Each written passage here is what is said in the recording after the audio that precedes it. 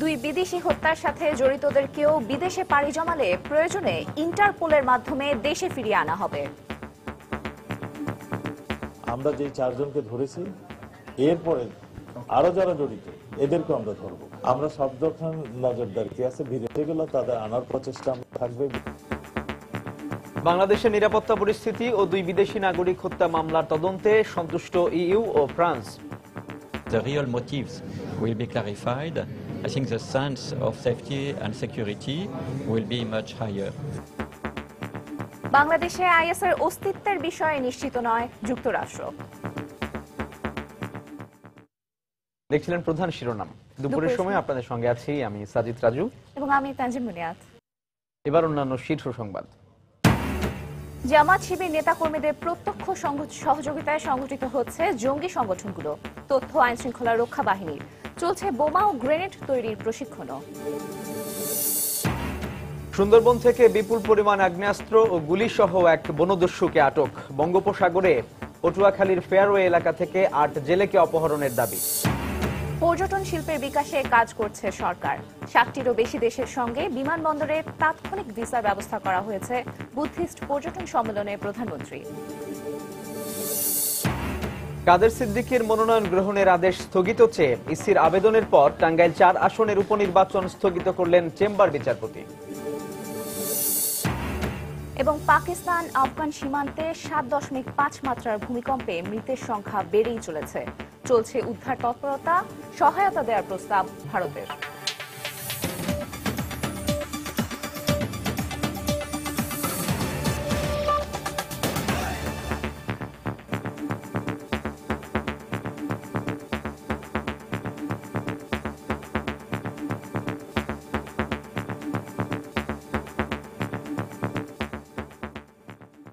Italian নাগরিক Tavella caesar হত্যাকাণ্ডের মূল হোতারা গোয়েন্দা নজরদারিতে রয়েছে। 2-1 দিনের মধ্যেই এই হত্যার রহস্য উন্মোচন করা হবে। দুপুরে সচিবালয়ে সাংবাদিকদের একথা বলেন স্বরাষ্ট্রমন্ত্রী আসাদুজ্জামান খান কামাল। এ সময় মন্ত্রী আরো বলেন, এদের মধ্যে কেউ বিদেশে পালিয়ে গেলে ইন্টারপোলের মাধ্যমে তাদের দেশে ফিরিয়ে আনা হবে। আমরা সব যখন নজরদারিতে আছে, বিদেশে গেলে তাদের আনার প্রচেষ্টা থাকবে। তাদের বেলায় আমাদের পররাষ্ট্র মন্ত্রণালয়, ইন্টারপোল সবকিছু আমরা অ্যাক্টিভ করব। সবকিছুর মাধ্যমেই তাদেরকে আনার প্রচেষ্টা নেব। সেগুলোর জন্যই আমরা আপনাদেরকে আরো 2-1 দিন পরে সব খোলাসা করে বলবো। আমিও মার্ডার কেসও আমাদের কাছে পরিষ্কার হয়ে আসছে, এটাও আমরা জানাতে পারবো এবং আসামিদেরকে আমরা খুব শীঘ্রই ধরতে পারবো বলে আমরা আশা করছি।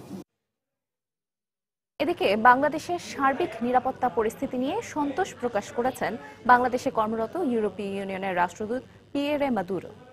কোনো রকম শঙ্কা ছাড়াই বিদেশিরা এদেশে বসবাস এবং চলাফেরা করছেন বলেও জানান তিনি। সকালে রাজধানীর একটি হোটেলে বাংলাদেশের সাম্প্রতিক নিরাপত্তা পরিস্থিতি নিয়ে সাংবাদিকদের করা এক প্রশ্নের জবাবে একথা বলেন তিনি। এ সময় ইইউ রাষ্ট্রদূত আরও বলেন, কোনো ধরনের নিরাপত্তার শঙ্কা ছাড়াই বাংলাদেশের সর্বত্র কাজ করছেন বিদেশিরা। Also, the assumption of the government is that some tragic incidents took place here, and that we need, of course, to take countermeasures, and the police, especially but not only in Dakar, has provided to the international community additional security, and this is very much appreciated. But beyond that, importance is that full clarification is brought on the circumstances, the motivations behind these tragic incidents. And from some declaration yesterday, we understand that this process is ongoing, and we are confident that it will be brought to its full conclusion. বাংলাদেশে আদৌ আইএসের কোনো কর্মকাণ্ড আছে কিনা সে বিষয়ে এখনো নিশ্চিত নয় যুক্তরাষ্ট্র। তবে বিষয়টি খতিয়ে দেখা জরুরি বলে জানিয়েছেন মার্কিন পররাষ্ট্র মন্ত্রণালয়ের মুখপাত্র জন কার্বি। সোমবার ওয়াশিংটনে মার্কিন পররাষ্ট্র মন্ত্রণালয়ের নিয়মিত প্রেস ব্রিফিংয়ে তিনি বলেন, সম্প্রতি 2 বিদেশি হত্যায় জড়িতদের খুঁজে বের করতে যুক্তরাষ্ট্র বাংলাদেশ সরকারের সঙ্গে ঘনিষ্ঠভাবে কাজ করছে। গত 28 সেপ্টেম্বর ঢাকায় ইতালিয়ান নাগরিক তাভেলা সিজার ও 3 অক্টোবর রংপুরে জাপানি নাগরিক কুনিও হোশিকে একই কায়দায় গুলি করে হত্যা করা হয়। আইএস 2 ঘটনায় দায় স্বীকার করেছে বলে খবর দেয় সাইট ইন্টেলিজেন্স গ্রুপ নামের একটি জঙ্গি তৎপরতা পর্যবেক্ষণকারী সংস্থা। জামাত শিবিরের নেতাকর্মীদের প্রত্যক্ষ সহযোগিতায় জঙ্গি সংগঠনগুলো আত্মপ্রকাশের পাশাপাশি সংগঠিত হচ্ছে বলে চাঞ্চল্যকর তথ্য পেয়েছে আইনশৃঙ্খলা রক্ষা বাহিনী। শহীদ হামজা ব্রিগেডের মতো জঙ্গি সংগঠনগুলোকে অস্ত্রের সঙ্গে দেয়া হচ্ছে বোমা ও গ্রেনেড তৈরির প্রশিক্ষণও। সম্প্রতি চট্টগ্রামে ঘটে যাওয়া বেশ কয়েকটি ঘটনায় জঙ্গিদের সঙ্গে জামাত শিবিরের সম্পৃক্ততার প্রমাণও পেয়েছে আইনশৃঙ্খলা রক্ষা বাহিনী। বিস্তারিত জানাচ্ছেন কমল দে। 2004 সালে শায়ক আব্দুর রহমান এবং বাংলা বাহিনীর নেতৃত্বাধীন জেএমবির ভয়ঙ্কর আত্মপ্রকাশের সময় জামায়াত শিবিরের সাথে সম্পৃক্ততার প্রথম অভিযোগ ওঠে। জেএমবির অধিকাংশ নেতাকর্মী ছিল জামায়াত শিবিরের রাজনীতির সাথে জড়িত। চট্টগ্রামের লালখান বাজার মাদ্রাসায় গ্রেনেড বিস্ফোরণ ঘটনার মূল কারিগর ছিল শিবির কর্মী নুরুন নবী। সম্প্রতি কয়েকটি ঘটনায় জড়িত জঙ্গি সদস্যদের সাথে জামায়াত শিবিরের সম্পৃক্ততার প্রমাণও পেয়েছে পুলিশ।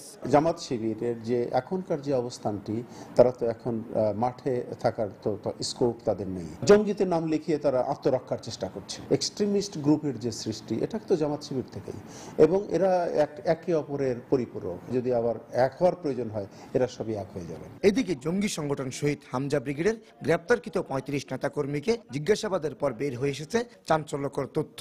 সংগঠনটির অন্যতম শীর্ষ নেতা মনিরুজ্জামান ডন এবং গ্রেপ্তারকৃত তার আরো 2 ভাই বোন সরাসরি শিবিরের রাজনীতির সাথে যুক্ত। নেতৃস্থানীয় যারা ছিল তারা সবাই সাবেক জামাত শিবিরের সদস্য। এখানে যেমন ইউনিভার্সিটির ছাত্র ছিল, এখানে কমি মাদ্রাসা ছিল, বাংলা মাদ্রাসা ছিল, এমনি স্কুল কলেজেরও ছিল। গত 5 অক্টোবর কর্ণফুলী এলাকা থেকে গ্রেপ্তারকৃত জেএমবি সদস্য ফুয়াদ এবং 23 মার্চ আকবর সাথে গ্রেপ্তারকৃত আরশাদ সরাসরি শিবিরের রাজনীতির সাথে সম্পৃক্ত ছিল বলে স্বীকার করেছে। কমল দে, সময় সংবাদ, চট্টগ্রাম। পশ্চিম সুন্দরবনে অভিযান চালিয়ে বনদস্যু ইলিয়াস বাহিনীর সদস্য শাহিনুর রহমানকে আটক করেছে র্যাব। এ সময় বিপুল পরিমাণ অস্ত্র ও গোলাবারুদ উদ্ধার করা হয়েছে। খুলনায় উদ্ধার করা এটাই সবচেয়ে বড় অস্ত্রের চালান বলে জানিয়েছে র্যাব। খুলনা থেকে তরিকুল ইসলামের পাঠানো তথ্য ও ছবি নিয়ে ডেস্ক রিপোর্ট।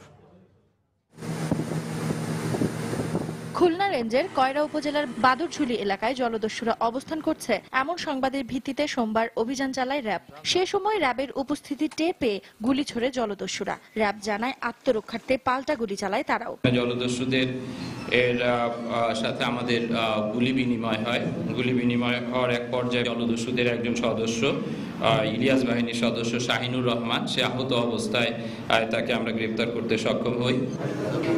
পরে ঘটনাস্থল থেকে আহত অবস্থায় শাহিনকে আটক করা হয়। শাহিনের স্বীকারোক্তি অনুযায়ী সুন্দরবনের বিভিন্ন স্পটে লুকিয়ে রাখা 23টি বিদেশি অস্ত্র, 1531 রাউন্ড তাজা গুলি উদ্ধার করে র্যাব। মঙ্গলবার সকালে খুলনা র্যাব 6 এর কার্যালয়ে সংবাদ সম্মেলনে এসব তথ্য জানানো হয়। এর ভিতরে কিছু 2-1টা অস্ত্র বা কিছু অস্ত্র থাকতে পারে যেটা লাইসেন্স টার্ম, কোনোভাবে হয়তো ভাড়া দিয়ে থাকতে পারে।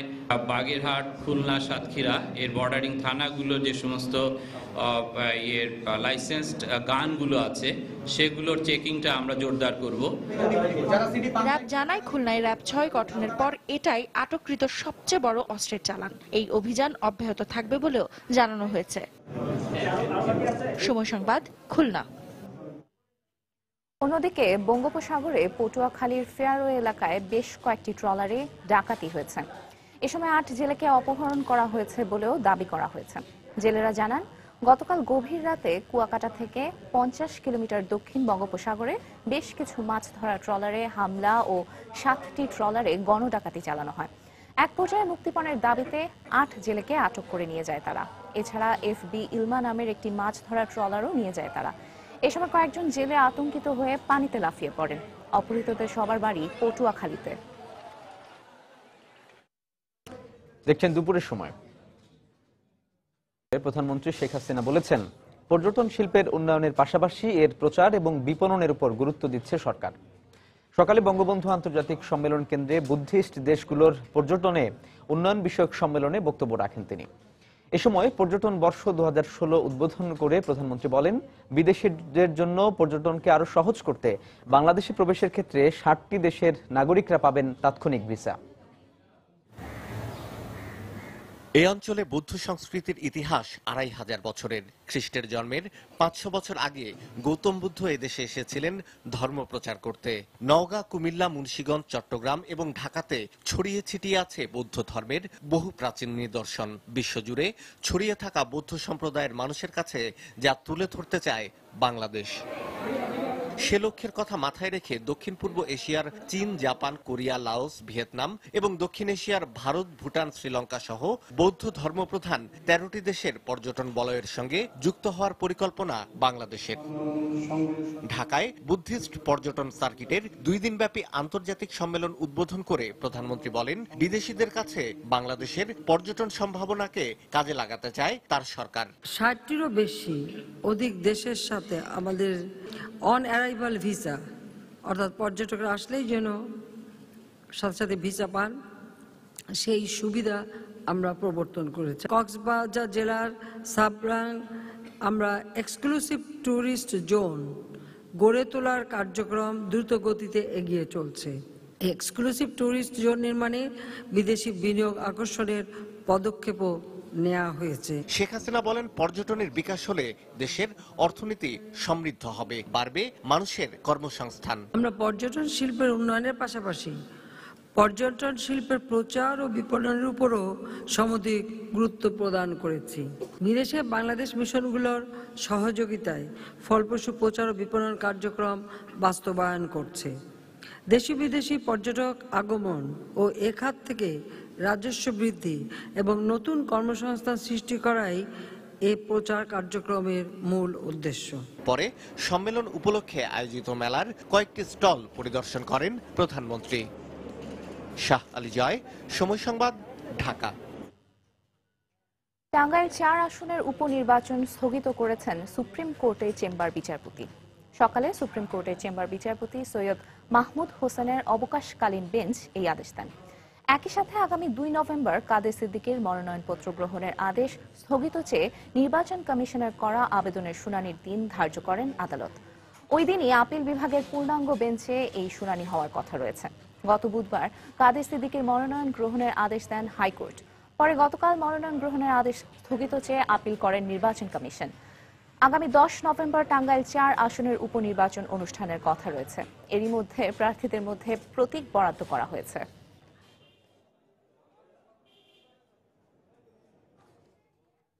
আশুরার আগের রাতে রাজধানীর পুরনো ঢাকার হোসেনি দালানে বোমা হামলার ঘটনায় বিএনপির অতিরিক্ত কমিশনারের নেতৃত্বে দুপুরে একটি প্রতিনিধি দলের ঘটনাস্থল পরিদর্শনের কথা রয়েছে। এই মুহূর্তে হোসেনি দালান এলাকায় আছেন আমাদের রিপোর্টার তারেকুজ্জামান শিমুল। সেখানকার সবশেষ খবর জানতে চলে যাচ্ছি তার কাছে। শিমুল। রাজু, আপনি জানেন যে এই হোসেন দালানে যে হামলার ঘটনাটি ঘটেছিল ইতিমধ্যে 3 দিন পার হয়ে গেছে, আজকে 4র্থ দিন। তো হামলার ঘটনার পর থেকে আমরা যেমনটি দেখেছি যে আইন শৃঙ্খলা রক্ষাকারী বাহিনীর যারা কর্মকর্তা আছেন তারা এই ঘটনাস্থল বারংবার পরিদর্শন করেছেন এবং পরিদর্শন করার পর তারা কয়েকটি বিষয়ে তারা খতিয়ে দেখার চেষ্টা করছেন। যেমন আজকে সকালেও কিন্তু বেশ কয়েকটি দল এখানে পরিদর্শন করেছে। শুরুতে এসেছিলেন এই এলাকার র্যাব 10-এর যিনি প্রধান, যে পরিচালক, তিনি এলাকা সকালে পরিদর্শন করেছেন এবং তিনি পরিদর্শন শেষে সাংবাদিকদেরকে যেমনটি জানিয়েছিলেন যে আসলে যেই এলাকা থেকে হচ্ছে বোমাগুলো ছোড়া হয়েছিল সেটি আসলে সিসিটিভি ক্যামেরার আওতার বাইরে ছিল এবং তার কারণে আসলে কারা এবং কতজন ছিলেন এই কাজের সাথে, এই ধ্বংসাত্মক কাজের সাথে, সেই বিষয়টি তারা নিশ্চিত করতে পারেনি। তবে প্রাথমিকভাবে যে কয়েকজনকে তারা সন্দেহভাজন হিসেবে আটক করেছিলেন তাদের কাছ থেকে তারা এখনো পর্যন্ত কোনো ধরনের তথ্য পাননি এবং আটককৃত 4 জনের মধ্যে হয়তো 2-1 জন নিরপরাধ বলে প্রমাণিত হতে পারে বলে তারা ধারণা করছেন। তো তিনি এটি বলে চলে যাওয়ার কিছুক্ষণ পরে, ঘণ্টাখানেক পরে, যে তদন্ত কমিটি এই ঘটনার উপর গঠিত হয়েছিল সেই তদন্ত কমিটির প্রধান শেখ মোহাম্মদ মারুফ হাসান, যিনি ডিএমপির অতিরিক্ত কমিশনার, তার নেতৃত্বে 5 সদস্যের আরো একটি টিম এখানে এসেছিল এবং তারাও ঘটনাস্থল যেখান থেকে আসলে ওই বোমা তৈরির যে পিনগুলো উদ্ধার করা হয়েছিল সেই এই এলাকাটি সহ বেশ কয়েকটি স্পট ঘুরে দেখেছেন এবং তারা এখানকার যারা দায়িত্বে ছিলেন আইন শৃঙ্খলা বাহিনীর তাদের সাথে কথা বলেছেন। পাশাপাশি এই হোসেনি দালান এলাকার যারা তত্ত্বাবধায়ক তাদের সাথে তিনি কথা বলেছেন। কথা বলে তিনি আমাদেরকে জানিয়েছিলেন তার 2টি বিষয় তিনি প্রধানত এখানে আইডেন্টিফাই করার চেষ্টা করেছেন। প্রথমত যে এখানে এই ঘটনায় যারা আইন শৃঙ্খলা দায়িত্বে যারা ছিলেন তাদের কোনো গাফিলতি ছিল কিনা এবং আইন শৃঙ্খলার কোনো জায়গায় কোনো ছিদ্র ছিল কিনা সেই বিষয়টি তারা উদ্ধারের চেষ্টা করছেন এবং বলছেন যে এই ঘটনা থেকে তারা শিক্ষা নিতে চান এবং আগামীতে যেন এই ধরনের বড় বড় ইভেন্টগুলোতে যেন কোনো ধরনের কোনো নাশকতার কোনো ঘটনা না ঘটতে পারে সেই বিষয়টি তারা খেয়াল করতে চান। পাশাপাশি তিনি জানিয়েছেন যে এই ঘটনার সাথে যারা সম্পৃক্ত ছিলেন তারা আসলে কোন সাইড দিয়ে এখানে ঢুকলেন এবং কিভাবে তারা পালিয়ে গেলেন সেই বিষয়টিও তারা খতিয়ে দেখছেন এবং যার ফলে তারা বলছেন যে তারা খতিয়ে দেখার পর বুঝতে পারবেন যে আসলে কতজনের সাথে সম্পৃক্ত ছিলেন, এবং সেই বিষয়টি তদন্ত সাপেক্ষেই তারা এর পরবর্তী পদক্ষেপ নেবেন। এবং এই তদন্ত রিপোর্টটি আগামী 7 দিনের মধ্যে জমা দেওয়ার কথা থাকলেও তারা বলছেন যে এটি যেহেতু এখনো পর্যন্ত তেমন কোনো মোটিভ তারা বের করতে পারেননি, এবং তারা বলছেন যে সেই কারণে তাদের হয়তো একটু বেশি সময় লাগতে পারে, এবং সেক্ষেত্রে তারা আরো কিছুদিন বাড়িয়ে পরবর্তীতে এই বিষয়ে বিস্তারিত তথ্য জানাবেন বলে আমাদেরকে জানিয়েছেন। রাজু। সহকর্মী তারেকুজ্জামান শিমুল জানাচ্ছিলেন পুরান ঢাকার হোসেনি দালান এলাকার নিরাপত্তা পরিস্থিতির খবরাখবর। দুপুরের সময়ে আরো থাকছে টেকসই উন্নয়ন লক্ষ্যমাত্রা অর্জনে বাংলাদেশকে সহযোগিতার আশ্বাস জাতিসংঘের, শান্তিরক্ষা মিশনে আরো সেনা সদস্য নেয়ার ঘোষণা। এবং গাইবান্ধায় এমপির গুলিতে আহত শিশু সৌরভ চিকিৎসা শেষে বাড়ি ফিরেছে। পরিবারটিকে নিরাপত্তা দেওয়ার দাবি মানবাধিকার কর্মী সহ সংশ্লিষ্টদের।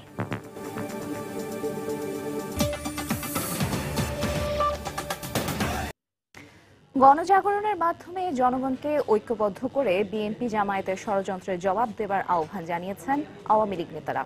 সকালে বঙ্গবন্ধু এভিনিউতে ঢাকা মহানগর আওয়ামী লীগের বর্ধিত সভায় তারা আরো বলেন, দেশকে অস্থিতিশীল করতে যারা কাজ করছে সেই সব অপরাধী যে দলেরই হোক না কেন তাদের বিচারের মুখোমুখি করা হবে।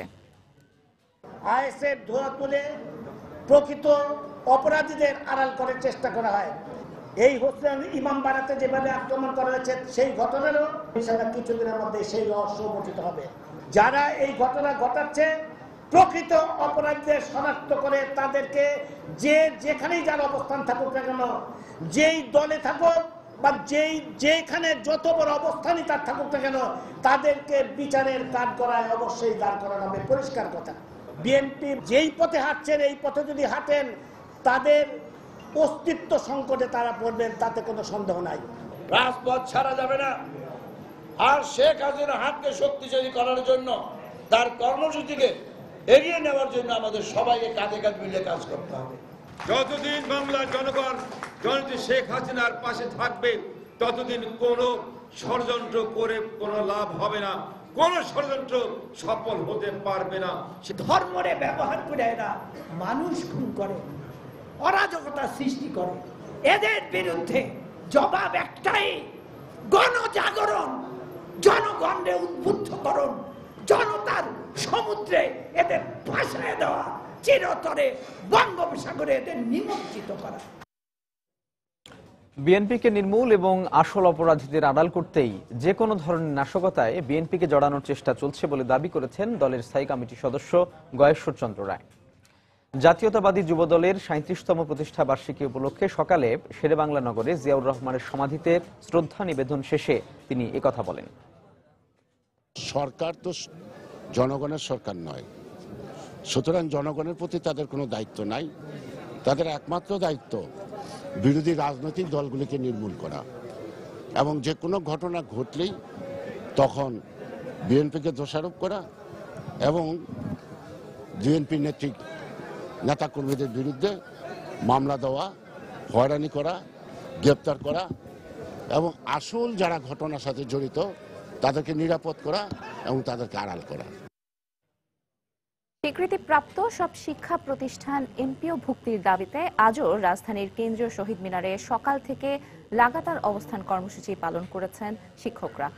সকাল 10টার দিকে বিভিন্ন স্লোগান সংবলিত ব্যানার ফেস্টুন নিয়ে পূর্ব ঘোষিত এই কর্মসূচিতে অংশ নেন বিভিন্ন শিক্ষা প্রতিষ্ঠানের শিক্ষকরা। এ সময় তারা বলেন, দীর্ঘদিন ধরে আন্দোলন করা হলেও দাবি পূরণে কাজ শুরু করেনি সরকার।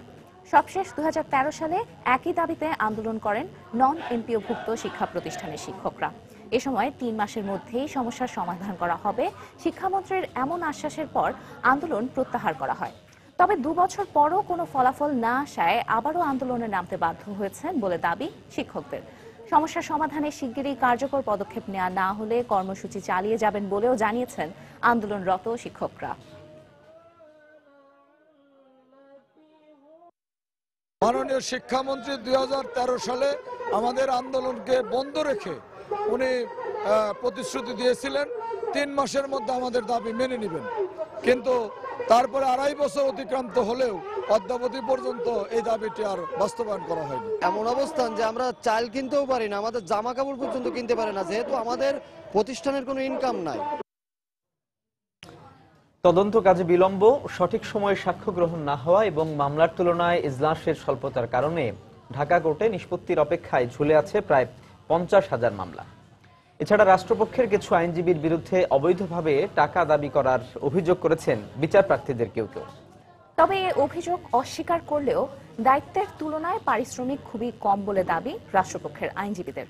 সাবেক আইনমন্ত্রী ব্যারিস্টার শফিক আহমেদ মনে করেন, পারিশ্রমিক বাড়ানোর পাশাপাশি মামলা দ্রুত নিষ্পত্তিতে পিপিদের সততা ও দায়িত্ববোধ নিশ্চিত করতে হবে। বিস্তারিত সাদিকুর রহমানের রিপোর্টে। এখানে 2 বছর ধরে ঘুরতেছি, আমার কোনো মামলার কোনো ভালো বিচার পাইতেছি না।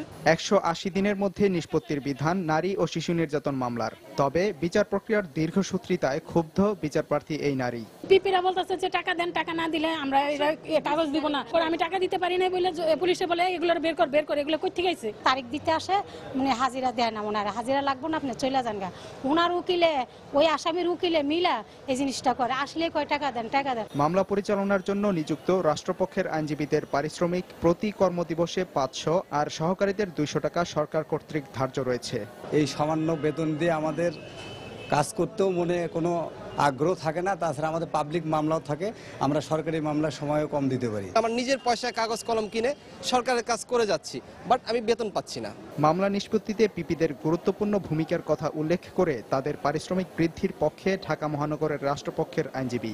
অল্প যে রেমুনারেশন এটা পেয়েও কিন্তু তারা সঠিকভাবে তাদের দায়িত্ব আদালতে পালন করছে। অবৈধভাবে তারা টাকা দাবি করে, এটা একটা মানুষের একটা বাড়ানো কথা। এটা সঠিক সময়ে মামলা নিষ্পত্তিতে সদিচ্ছার পাশাপাশি পিপিদের দায়িত্বশীল হওয়ার প্রতিও গুরুত্ব দেন সাবেক আইনমন্ত্রী।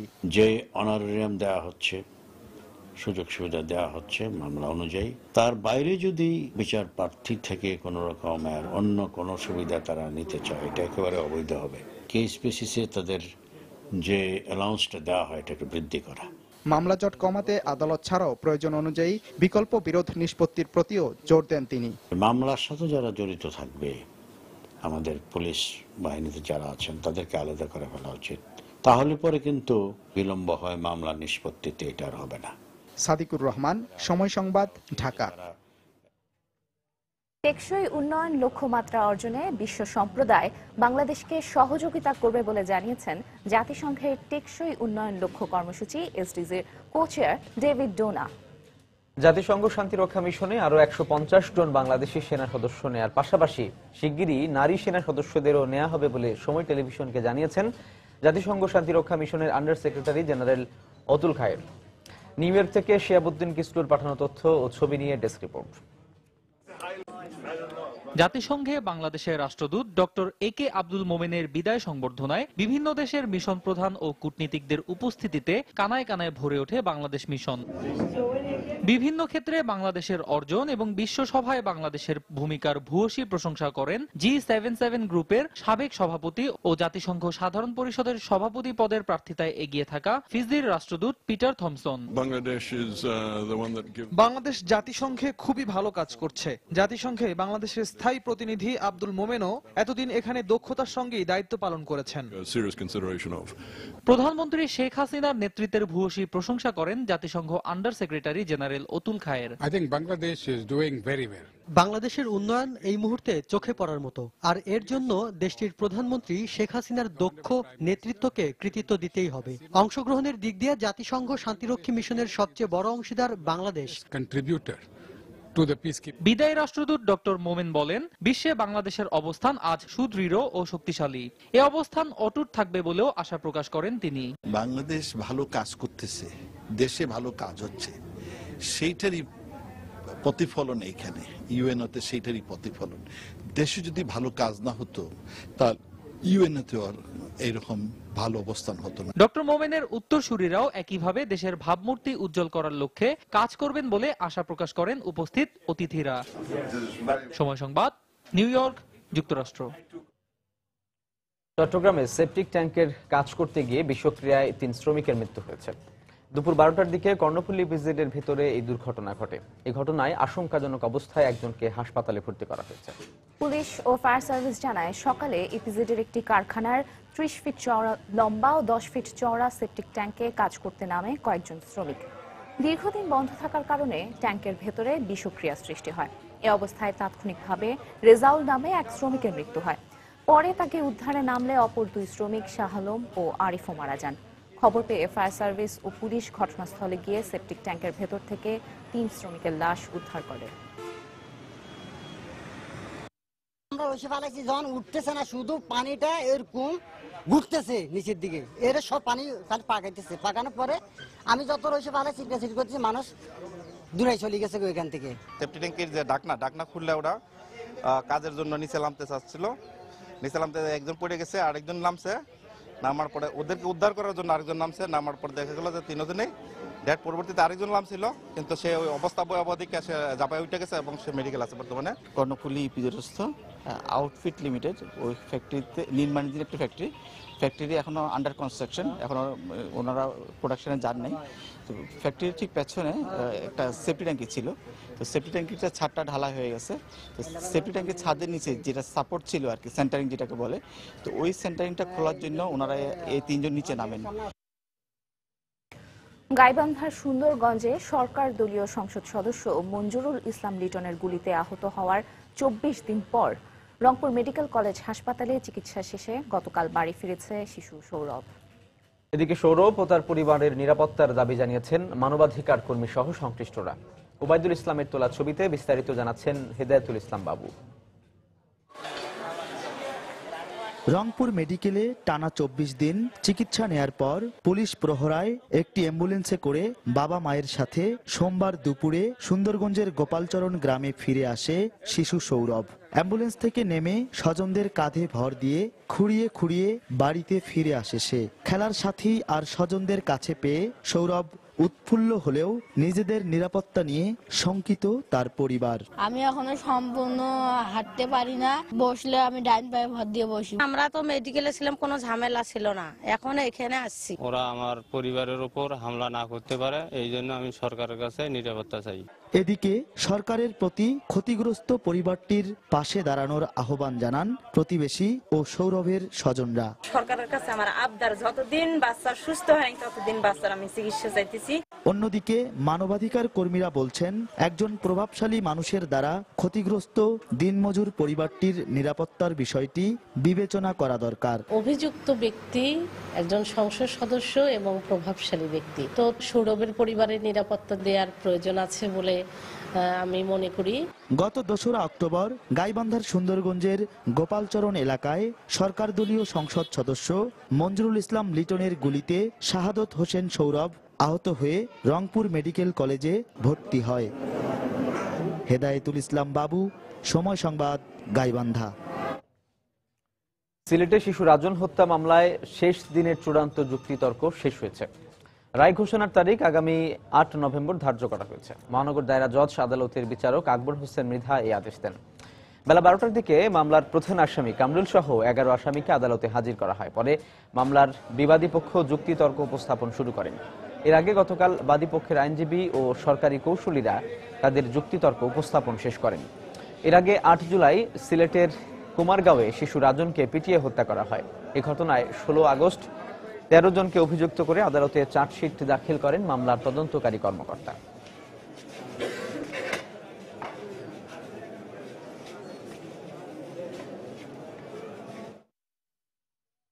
এই মুহূর্তে সিলেট মহানগর দায়রা জজ আদালত প্রাঙ্গণে আছেন আমাদের রিপোর্টার আব্দুল আহাদ। আমরা এখন সরাসরি চলে যাচ্ছি তার কাছে। আহাদ,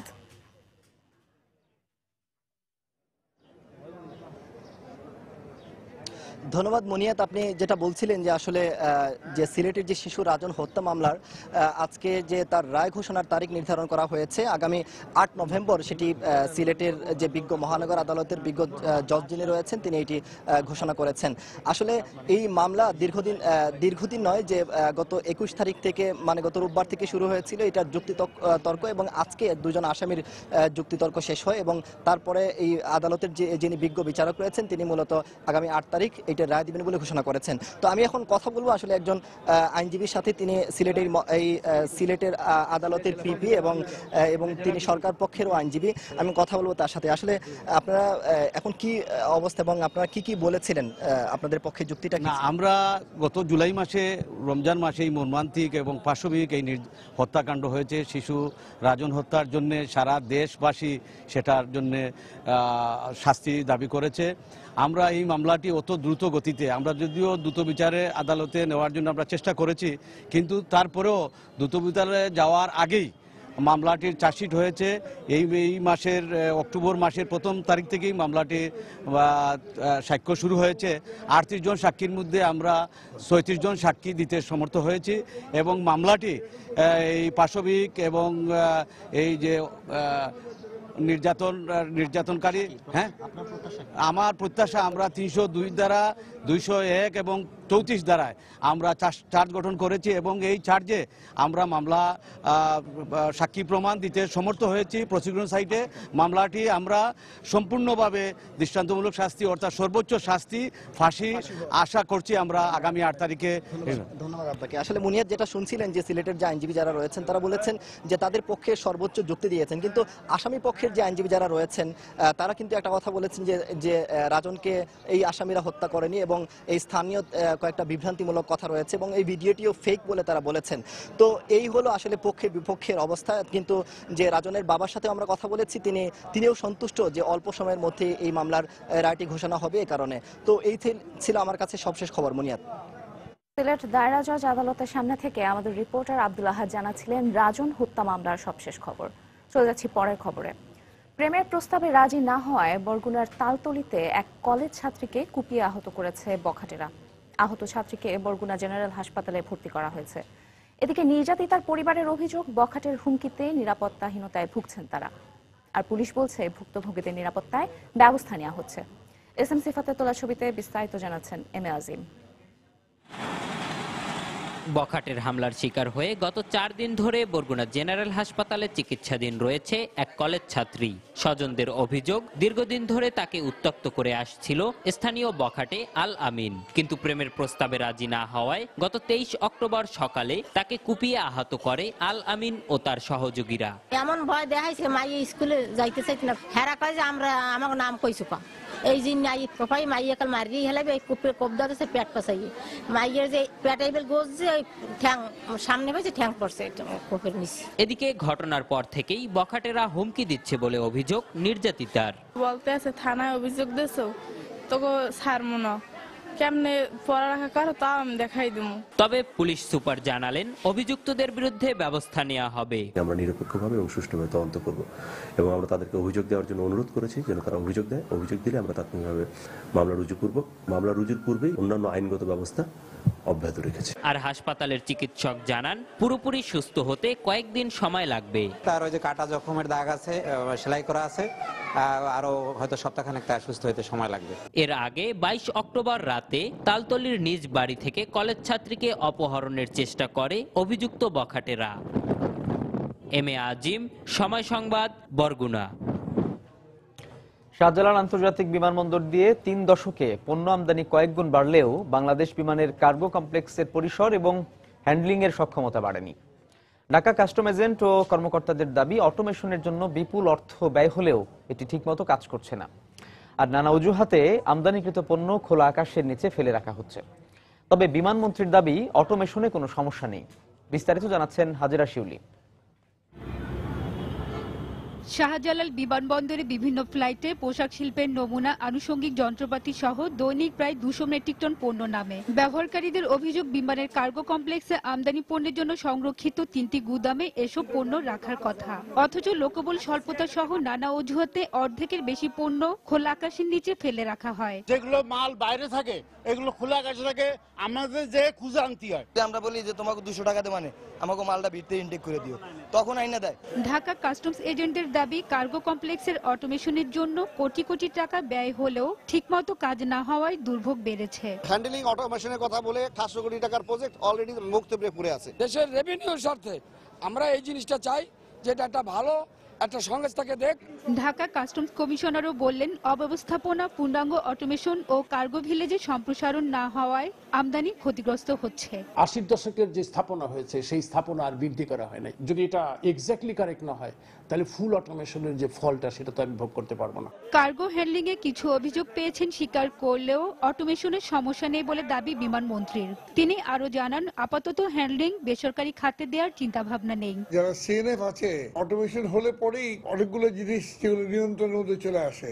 তো অটোমেশন হলে পরে তাদের আবার অসুবিধা হয়। আমি মনে করি যে অটোমেশনের যে সিস্টেম চালু করা হয়েছে এটা কিন্তু চালু আছে। শাহজালাল বিমানবন্দর দিয়ে আমদানিকৃত পণ্যের শুল্ক থেকে দৈনিক 12 কোটি টাকা রাজস্ব পায় ঢাকা কাস্টমস হাউস। হাজিরা শিউলি, সময় সংবাদ, ঢাকা। ব্রাহ্মণবাড়িয়ার বিজয়নগর উপজেলা গঠনের 6 বছর পেরিয়ে গেলেও জেলা সদরের সঙ্গে কোনো সড়ক যোগাযোগ স্থাপিত হয়নি। রাস্তা না থাকায় দীর্ঘ পথ হেঁটে অথবা নৌকায় চড়ে জেলা সদরে যেতে হয়। এ অবস্থায় সড়ক নির্মাণ কাজ দ্রুত শেষ করার দাবি জানিয়েছেন এলাকাবাসী। অবশ্য স্থানীয় সংসদ সদস্য ও সড়ক বিভাগের নির্বাহী প্রকৌশলীর আশ্বাস, চলতি বছরেই সড়কটি নির্মাণ কাজ আবারও শুরু হবে। ব্রাহ্মণবাড়িয়ার উজ্জ্বল চক্রবর্তী তথ্য ও জুয়েলুর রহমানের ছবি নিয়ে টেস্ট রিপোর্ট। 2010 সালের 12 মে ব্রাহ্মণবাড়িয়া সরকারি কলেজ মাঠের জনসভায় প্রধানমন্ত্রী শেখ হাসিনা বিজয়নগর উপজেলার সাথে সিমনা ব্রাহ্মণবাড়িয়া সড়ক নির্মাণের ঘোষণা দেন। পরে হাওড়ির উপর দিয়ে 9.5 কিলোমিটার দীর্ঘ প্রস্তাবিত সড়কটি নির্মাণের জন্য মাটি কাটার পাশাপাশি বেশ কয়েকটি ব্রিজ নির্মাণও করা হয়। কিন্তু পরবর্তীতে নানা কারণে সড়কটি নির্মাণ কাজ বন্ধ হয়ে যাওয়ায় 5 বছর পেরিয়ে গেলেও আলোর মুখ দেখেনি সড়কটি। একটা রোগী ডেলিভারির সময় হলে ব্রাহ্মণবাড়িয়া নৌকা যাইতে 1.5 ঘন্টা সময় নেয়, 2 ঘন্টা সময় নেয়, আমরা রোগী মারা যায় অনেক সময়। এদিকে সড়কটি তৈরি না হওয়ায় বর্ষাকালে নৌপথে আর শুষ্ক মৌসুমে ঘন্টার পর ঘন্টা পায়ে হেঁটে জেলা সদরে আসা যাওয়া করতে হয় এখানকার মানুষদের। ফলে শিক্ষা দীক্ষা, ব্যবসা বাণিজ্য, উৎপাদিত ফসল, বাজারজাত সহ নানা ক্ষেত্রে পিছিয়ে পড়ছে বিজয়নগরবাসী। শিক্ষার হার কিন্তু অনেকটা পিছিয়ে আছে এখানে, শুধু রাস্তার কারণে, ব্যাকওয়ার্ডের কারণে আমরা ব্রাহ্মণবাড়িয়া কলেজে আমাদের এলাকার মানুষ পড়তে পারে না। এদিকে টেন্ডার কার্যক্রম শেষ হওয়ায় চলতি বছরের শেষের দিকে সড়কটি নির্মাণের কাজ আবারও শুরু হবে বলে জানিয়েছেন স্থানীয় সংসদ সদস্য ও নির্বাহী প্রকৌশলী। সিমনা ব্রাহ্মণবাড়িয়া বলে যে পরিচিত, এখন যেটা শেখ হাসিনা সড়ক, সেই রাস্তাটার উপরে আমরা একটা কাজ করছি এবং এটা প্রায় 80% আমাদের কাজের অগ্রগতি আছে। আগামী মাসের মধ্যে ইভালুয়েশন করে আমরা কন্ট্রাক্টরকে ওয়ার্ক অর্ডার দেবো এবং নভেম্বর ডিসেম্বরের মধ্যে হয়তো কন্ট্রাক্টর কাজ শুরু করতে পারবে। 2009 সালে 10টি ইউনিয়ন নিয়ে গঠিত বিজয়নগর উপজেলায় 3 লক্ষাধিক মানুষ বসবাস করে। সময় সংবাদ, ব্রাহ্মণবাড়িয়া।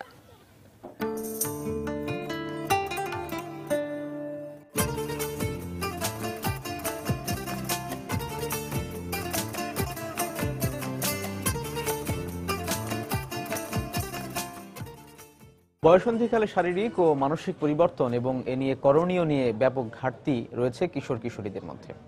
বিশেষ করে অভিভাবক এবং শিক্ষকরা এ বিষয়ে খোলামেলা আলোচনা না করায় এবং বয়সন্ধিতে থাকা কিশোর কিশোরীরা লাজুক প্রকৃতির হওয়ায় এই তথ্য ঘাটতি থেকে যাচ্ছে। জুয়েল মৃধার পাঠানো তথ্য ও শেখ জালাল উদ্দিনের ছবি নিয়ে ডেস্ক রিপোর্ট। সরকার 2013 শিক্ষাবর্ষ থেকে মাধ্যমিক পর্যায়ের সিলেবাসে শারীরিক শিক্ষা বিষয়টি যুক্ত করে, আর এতে বয়সন্ধিকালের ব্যক্তিগত নিরাপত্তা, যৌন স্বাস্থ্য, নির্যাতন, নিপীড়ন ও প্রজনন সহ শারীরিক পরিবর্তনের বিভিন্ন বিষয়ে কিশোর কিশোরীদের ধারণা দেওয়া হয়েছে। স্কুলে এই বিষয়ে ক্লাস হয় কিন্তু বিস্তারিত সম্পর্কে আলোচনা করা হয় না। পরিবার থেকেও যে জ্ঞানগুলো দেওয়া হয় সেটা যথেষ্ট না, কারণ এই ব্যাপারে অনেক লজ্জা, হীনমন্যতা দেখা দেয়। বয়সন্ধি নিয়ে আলোচনা করতে লজ্জা পান শিক্ষক ও অভিভাবকরাও। বলার চেষ্টা করি বা মাঝে মাঝে বলি, কিন্তু দেখা যাচ্ছে আমিও লজ্জা পাই বা আমার বাচ্চাও লজ্জা পাই। শ্রেণীকক্ষে পাঠদানের সময় খোলামেলাভাবেই তাদের সাথে আলোচনা করতে চায়। শিক্ষার্থীর সাথে কখনো কোনো শিক্ষার্থী হয়তো আমাদের কাছে খোলামেলাভাবে জানে, কেউ জানে না। এ অবস্থায় চিকিৎসকরা বলছেন কিশোর কিশোরীদেরকে সহানুভূতির সঙ্গে বিষয়টি বুঝিয়ে দেওয়া দরকার। পারিবারিক, সামাজিক বা এই স্কুল জীবনের সব জায়গায় তাদেরকে অন্তত সহানুভূতির দৃষ্টিতে এগুলো তাদেরকে সুন্দর করে বুঝিয়ে দেওয়া প্রয়োজন। যশোরের মোট 27,65,000 মানুষের মধ্যে কিশোর কিশোরীর সংখ্যা প্রায় 4,25,000। সময় সংবাদ, যশোর।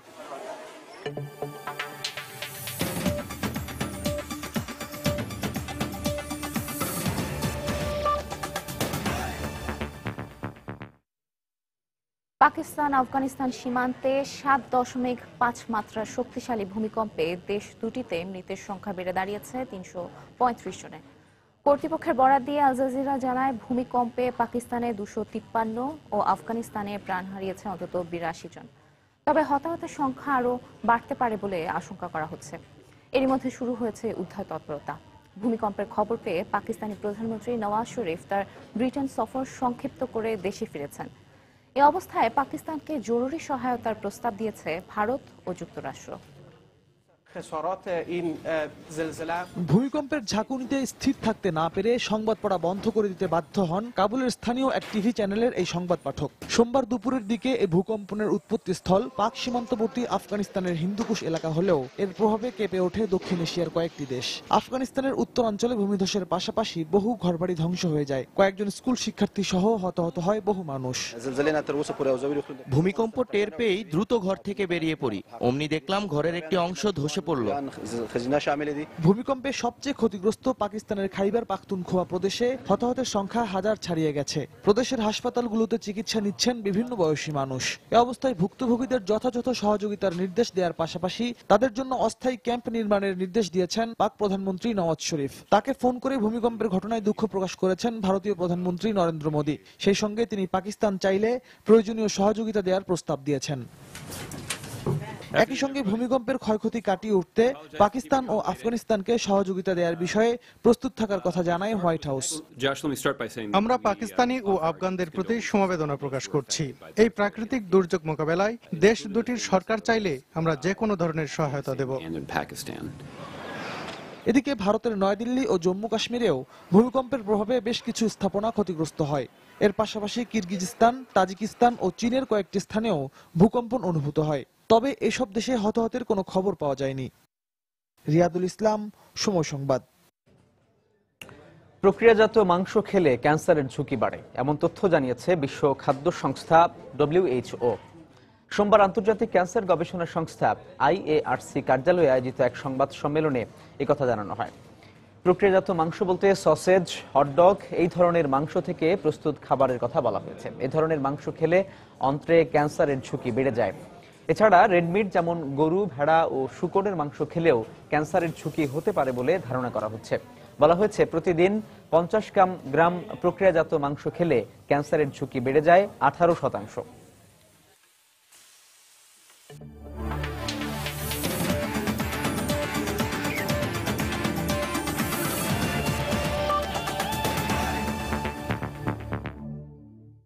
কামাল ক্লাব কাপের প্রথম সেমিফাইনালে আজ স্পিনঘর বাজানের মুখোমুখি হবে চট্টগ্রাম আবাহনী।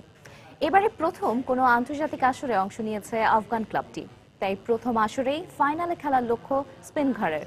অন্যদিকে নিজেদের সেরাটা দিয়ে ফাইনালে খেলার স্বপ্ন দেখছে স্বাগতিক চট্টগ্রাম আবাহনীও। চট্টগ্রামের এমএ আজাদ স্টেডিয়ামে দু দলের ম্যাচটি শুরু হবে সন্ধ্যা 7:40। বিস্তারিত পার্থ প্রতিম বিশ্বাসের রিপোর্টে। দেশের ঘরোয়া লিগে বেশ কয়েক বছর ধরে খেললেও শিরোপা তো দূরে থাক, সেমিফাইনালও খেলা হয়নি চট্টগ্রাম আবাহনীর। আন্তর্জাতিক অঙ্গনেও নেই তেমন কোনো অর্জন। কিন্তু এবার গ্রুপ অফ ডেথ খ্যাত বি গ্রুপে পড়েও 2 জয়ে ঢাকার জায়ান্ট আবাহনীকে টুপকে সেমিফাইনালে জায়গা করে নিয়েছে চট্টগ্রামের দলটি। লক্ষ্য একটাই, শিরোপাহীন দলের তকমা মুছে সাফল্যের ধারায় ফেরা। শেষ মুহূর্তের অনুশীলনে তাই বেশ সিরিয়াস ছিল শফিকুল ইসলাম মানিকের শিষ্যরা। দলের কয়েকজন ফুটবলারের জ্বর ও ইনজুরি সমস্যা রয়েছে, তবে নিজেদের সেরাটা দিয়ে মাঠে লড়তে পারলে জয় পাওয়াটা অসম্ভব নয় বলে মনে করছেন স্বাগতিক কোচ। তাদের মানসিক যে শক্তি এবং সেটা মাঠে যদি প্রকাশ ঘটাতে পারে, আমার বিশ্বাস আমরা ইনশাল্লাহ ফাইনাল খেলবো। আফগানিস্তান দক্ষিণ এশিয়ার শক্তিশালী দল, শারীরিক দিক থেকেও আবাহনীর চেয়ে বেশ এগিয়ে স্পিঙ্গার বাজানের ফুটবলাররা, তাই তাদের হালকা ভাবে নিচ্ছে না স্বাগতিকরা। টানা খেলার ধকল ও অনুশীলনের জন্য যথেষ্ট সময় পাওয়া না গেলেও মাঠের লড়াইয়ে জয়ের ব্যাপারে বেশ আত্মবিশ্বাসী চট্টগ্রাম আবাহনীর অধিনায়ক এমিলি। অনেক স্ট্রং একটা দল, ওরা ভালো ফুটবল খেলে। আমরা যেটা প্লেয়াররা মনে করি যেটা ফাইনাল ম্যাচ, কারণ এখানে হারলে আপনি জানেন টুর্নামেন্ট থেকে বিদায়। তো আমরা আমাদের বেস্ট যে এফোর্ট সেটাই দিতে চাই। হোম গ্রাউন্ড হওয়ায় চট্টগ্রাম আবাহনী কিছুটা সুযোগ সুবিধা বেশি পেলেও জয়ের ব্যাপারে আত্মবিশ্বাসী স্পিংঘার বাজান। ওরা স্বাগতিক, তাই ওদেরকে সমীহ করেই মাঠে নামবো আমরা। তবে নিজেদের সেরাটা দিয়ে খেলতে পারলে আশা করি জয় নিয়েই ফাইনালে উঠতে পারবো। দলে কোনো ইনজুরি সমস্যাও নেই। গ্রুপ পর্বের মতো সেমিফাইনাল দুর্দান্ত খেলতে মরিয়া বাজানের ফুটবলাররা। আন্তর্জাতিক কিংবা ঘরোয়া ফুটবলে বড় কোনো সাফল্য নেই চট্টগ্রাম আবাহনীর। শেখ কামাল আন্তর্জাতিক ফুটবল টুর্নামেন্টের প্রথম সেমিফাইনালে আফগানিস্তানকে হারিয়ে ফাইনালে উঠতে চায় স্বাগতিকরা। সেক্ষেত্রে চট্টগ্রামের মাঠে নতুন কোনো ইতিহাস রচনা করবে চট্টগ্রাম আবাহনী, এই প্রত্যাশা এখন ফুটবল ভক্তদের। বন্দর মাঠ থেকে পার্থপ্রতিম বিশ্বাস, সময় সংবাদ, চট্টগ্রাম। তাজিকিস্তান এবং অস্ট্রেলিয়ার বিপক্ষে বিশ্বকাপ বাছাই ম্যাচকে সামনে রেখে 29 সদস্যের দল ঘোষণা করেছে বাফুফে। দলের নতুন মুখ হিসেবে ঠাঁই পেয়েছেন অনূর্ধ্ব 19 দলের অধিনায়ক মাসুক মিয়া জনি। তবে ফর্মে থাকলেও জায়গা হয়নি জাহিদ এবং এমিলির। এদিকে বাংলাদেশের বর্তমান সময়ের সেরা ফুটবলাররা এই দলে জায়গা পেয়েছেন বলে মন্তব্য করেছেন জাতীয় দলের প্রধান কোচ ফাবিও লোপেজ। গেল কয়েক বছর ধরে দেশের ফুটবলে অন্যতম ভরসার নাম জাহিদ হোসেন, কিন্তু অনিয়ন্ত্রিত জীবন বা নিয়ম ভঙ্গের জন্য বরাবরই সমালোচিত ছিলেন দেশের অন্যতম সেরা এই উইঙ্গার, যে জন্য জাতীয় দলের সঙ্গে জাহিদের পথ চলাটা বেশ অনিয়মিতই। ইনজুরির কারণে ছিলেন না কিরগিজস্তানের বিপক্ষে বিশ্বকাপ বাছাই ম্যাচের স্কোয়াডে। এবার ফিট থাকলেও ফর্মে থাকা এই উইঙ্গার আরও একবার উপেক্ষিত হলেন জাতীয় দলে। তাজিকিস্তান ও অস্ট্রেলিয়ার বিপক্ষে বিশ্বকাপ বাছাই ম্যাচের জন্য ঘোষিত প্রাথমিক এই দলে চমক বলতে মাসুক মিয়া জনি। বাকিদের মোটামুটি সবাই ছিলেন গেল ম্যাচের স্কোয়াডে, যাদের নিয়ে আগামী 28 অক্টোবর অনুশীলন শুরু করবেন প্রধান কোচ। তবে তাজিকিস্তানের কন্ডিশনের কথা বিবেচনায় এনে ফুটবলারদের অনুশীলন চলবে বাফুফের আর্টিফিশিয়াল টার্ফে। আমার হাতে খুব বেশি একটা সময় নেই, তাই নতুনদের নিয়ে পরীক্ষা নিরীক্ষা করতে পারছি না। তবে এই দলে বাংলাদেশের বর্তমান সময়ের সেরা ফুটবলাররাই জায়গা পেয়েছে। এটা ঠিক, শেখ কামাল ক্লাব কাপে জাহিদ বেশ ভালো খেলছে, কিন্তু ক্লাব ম্যাচে 2-1 ম্যাচে ভালো খেলা মানেই সবকিছু নয়। পারফরমেন্সের ধারাবাহিকতা থাকতে হবে। শেখ কামাল আন্তর্জাতিক ক্লাব কাপে শেখ রাসেল থেকে ধারে চট্টগ্রাম আবাহনীর হয়ে খেলছেন জাহিদ। প্রথম ম্যাচে নিষ্প্রভ থাকলেও পরের 2 ম্যাচে অনেকটা একক প্রচেষ্টায় দলকে জিতিয়েছিলেন তিনি। একটি হ্যাট্রিক সহ করেছেন 4 গোল। তারপরও কেন জাতীয় দলে নেই জাহিদ, এমন প্রশ্নে এই উইঙ্গারের জবাবটাও বেশ সোজা সাপটা। এটা নিয়ে আমি কোনো হতাশা কিছু দেখি না। এটা আসলে আমি এগুলা কোনো আসলে আমি মাথায় নিতেছি না এগুলা নিয়ে, কারণ আমার ফুটবল আমি খেলতেছি। আগামী 12 নভেম্বর তাজিকিস্তানের বিপক্ষে বিশ্বকাপ বাছাইয়ের অ্যাওয়ে ম্যাচ খেলবে বাংলাদেশ, আর বঙ্গবন্ধু স্টেডিয়ামে অস্ট্রেলিয়ার বিপক্ষে ম্যাচটি অনুষ্ঠিত হবে 17 নভেম্বর। এসএম ইকবাল, সময় সংবাদ, ঢাকা। দুপুরের সময়ে এ পর্যায়ে শীর্ষ সংবাদ জানিয়ে দিচ্ছি আরেকবার। বিদেশি হত্যাকারীরা বিদেশে পালালেও ইন্টারপোলের মাধ্যমে ফিরিয়ে আনা হবে বললেন স্বরাষ্ট্রমন্ত্রী। তদন্তে সন্তুষ্ট ইউ, আইএসের অস্তিত্ব নিয়ে নিশ্চিত নয় যুক্তরাষ্ট্র। জামাত শিবির নেতাকর্মীদের প্রত্যক্ষ সহযোগিতায় সংগঠিত হচ্ছে জঙ্গি সংগঠনগুলো। তথ্য আইন শৃঙ্খলা রক্ষা বাহিনীর চলছে বোমা ও গ্রেনেড তৈরির প্রশিক্ষণও। সুন্দরবন থেকে বিপুল পরিমাণ আগ্নেয়াস্ত্র ও গুলিসহ এক বনদস্যুকে আটক। বঙ্গোপসাগরে পটুয়াখালীর ফেয়ারওয়ে এলাকা থেকে 8 জেলেকে অপহরণের দাবি। পর্যটন শিল্পের বিকাশে কাজ করছে সরকার। 60টিরও বেশি দেশের সঙ্গে বিমানবন্দরে তাৎক্ষণিক ভিসার ব্যবস্থা করা হয়েছে বুদ্ধিস্ট পর্যটন সম্মেলনে প্রধানমন্ত্রী। এবং কাদের সিদ্দিকের মনোনয়ন গ্রহণের আদেশ স্থগিত চেয়ে ইসির আবেদনের পর টাঙ্গাইল 4 আসনের উপনির্বাচন স্থগিত করলেন চেম্বার বিচারপতি। এই ছিল দুপুরের সময়। যে কোনো খবর পেতে ভিজিট করুন সময়নিউজ.tv আর সঙ্গে থাকুন সময়ের।